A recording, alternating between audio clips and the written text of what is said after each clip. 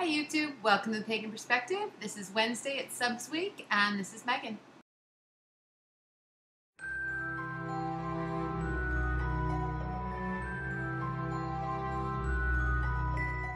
Hi YouTube, welcome to the Pagan Perspective. This is Megan, aka Spiritory, and it's Subs Week, second Subs Week in a row. We're celebrating Pagan Perspective's anniversary, and so the subs are doing a double week. And this week we're talking about something that I'm going to have to speculate on. So let me read you the question.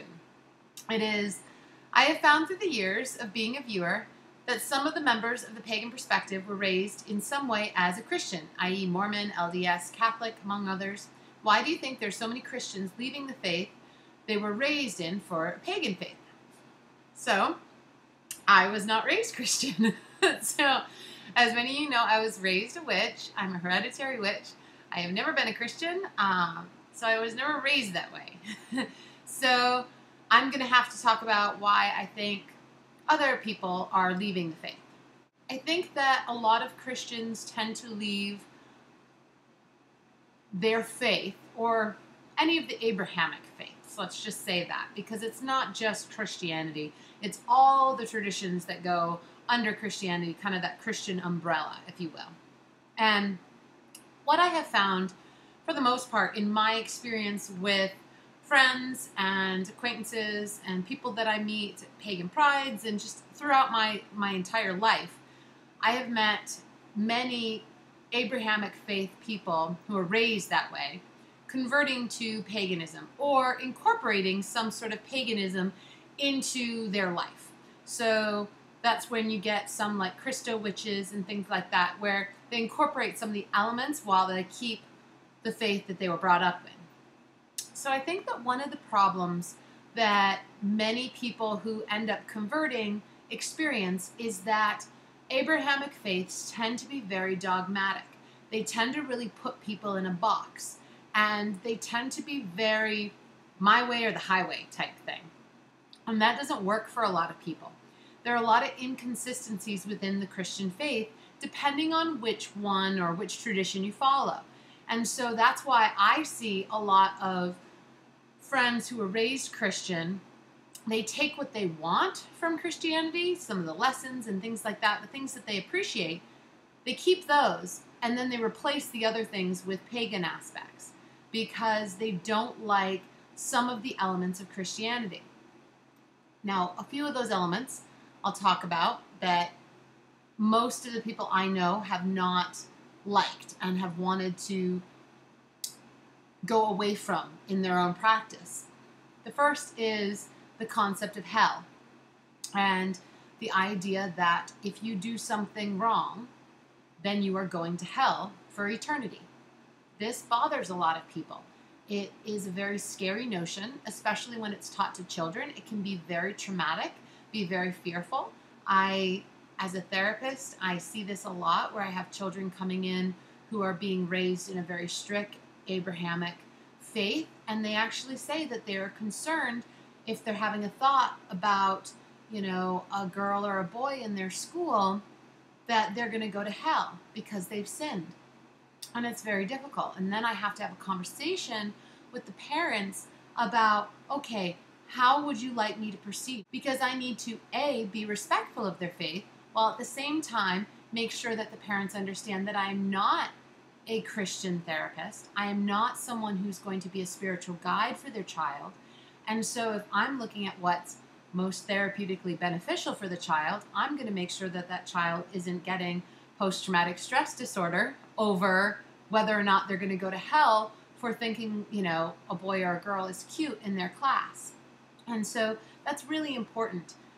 And the next thing that I see a lot of the Abrahamic faiths kind of moving toward paganism is also the role of women within the faith. Now, the role of women within the Christian faith is very varied. Wow, that's a weird, very varied. But there are many different traditions that are very open and accepting of women. They even allow women pastors and ministers and reverends and things like that. However, there are also a lot of traditions within the umbrella of Christianity, within the umbrella of Abrahamic faiths, who are very strict about the role of women within the faith. Namely, Islam has very strict views on what a woman can and can't do, what her role is, and what a man's role is. Also, Catholics, they still have yet to allow women to be priests, and they are not likely to change that anytime soon. Though I've seen lots of things on Facebook and, oh, hey, now we're going to have women priests. And then you go to Snopes and it's a faux article. So, darn. But the role of women is one of the things that can be very difficult in the Abrahamic faiths. For example, in the Jewish faith, which is another Abrahamic faith, women cannot be rabbis. Now, their role is different. They might not have as many restrictions in the Jewish faith as, say, maybe they have in Islam if they're following Sharia law. However, there still is restrictions placed. And anytime that you have restrictions placed, that is something that people are going to begin to shy away from if they're feeling that urge to search for something else. And that's when we see people coming to paganism, because paganism offers a much less restrictive environment. In many ways, a no restrictive environment. There are a few different rules, so to speak. However, there really is no set in stone one rule. Some people say that the Wiccan Rede is a rule, any harm none, do as thou wilt. However, I am not Wiccan, I don't follow the Rede. So it's just one of those things. I'm also pagan, I'm a witch, and I don't follow the Rede. So because I'm not of that particular tradition, that particular path. So when we look at the pagan umbrella, you're looking at a lot of traditions that really don't have any true unifying rules, so to speak. And because of that, it's very freeing. Because of that, it opens up the whole world of the religion to this person who's been living under something that's very dogmatic. Now, if they followed a Christian faith or an Abrahamic faith, that their family and maybe their church wasn't as dogmatic, and they still went to the pagan faith, that's great. Well, it's great if that's what they wanted to do. That's awesome. However, it's not one of the things that we see most often. Usually, if we see someone coming to the pagan faith from something that was less dogmatic, a more free type environment where they were able to choose and ask questions and things, that's when we usually see more of the conglomeration, like Christo witches and things, because they're still honoring their heritage, they're honoring where they came from, and they still believe certain things. They're just incorporating new stuff as well. So basically, the times that I see a lot of Christians leaving the faith and Abrahamic faiths, leaving for the pagan path, is because it is very dogmatic. The idea of sin, particularly original sin, the idea that a woman was the first one who did something wrong, quote unquote.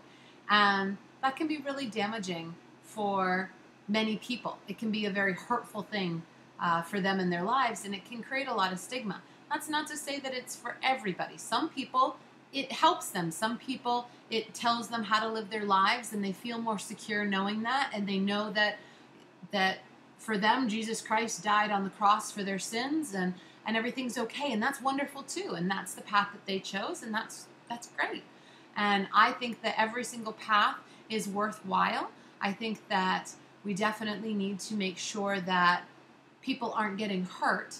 I think that it's important that we're not encouraging people to murder other people. I think that would never be a good idea. However, I believe in freedom of religion totally, and I think that it's important that we acknowledge the different aspects of different religions, because they're made for a reason. Religions come about for a reason, and that is because of the belief in something greater than ourselves, our experiences with the divine in our own way, and also to answer the big questions, to teach us moral lessons, to teach our children. It's important that we have that. And some people choose to go by science as their religion or logic as their religion, and that's okay too. And as long as we are making sure that we are doing it for our own reasons and hopefully not for somebody else. I think that's where the key is. I really truly believe that if you are following a religion only because somebody else told you to, then I hope that you will be able to break free of that at some point and find your truth and what you believe in. Because I think that whatever you choose to believe, it needs to be something that resonates deep inside you. It needs to be something that feels true and feels right to you. And that, above anything else, has to be the number one. It has to feel like the right path for you. You have to know it in your soul. And after that, you know, it's all semantics. So that is it for today. I'm trying a new, little setup thing, turn the computer around. So we'll see if this works or not. And I think I actually forgot to answer part of the question last week. I didn't realize there was a Harry Potter part of the question. And so it was saying that it says, I've been thinking about what I would do for a Harry Potter theme. My obvious choice for a god would be Albus Dumbledore, but finding someone for the role of the goddess is a bit harder. Maybe Harry's mother or Mrs. Weasley. I just don't know. So that was a little segment that I forgot last time. So I think probably if I were to do Harry Potter, I would definitely consider Harry's parents. I think that would be a good place to start to symbolize the god and the goddess. And I think Professor McGonagall would have to be one of mine because I just love her. And I think that, I don't know if I'd put Dumbledore. I don't know if that would be one for me. I think there's a lot of stuff there that goes on. I think it would be interesting to put sort of a spin on the elements with the 4 houses. I think that would be really cool. So those are just some of my thoughts. Just wanted to briefly put them in there for you. And I think that's about it. So I will see you next month with Subs Week.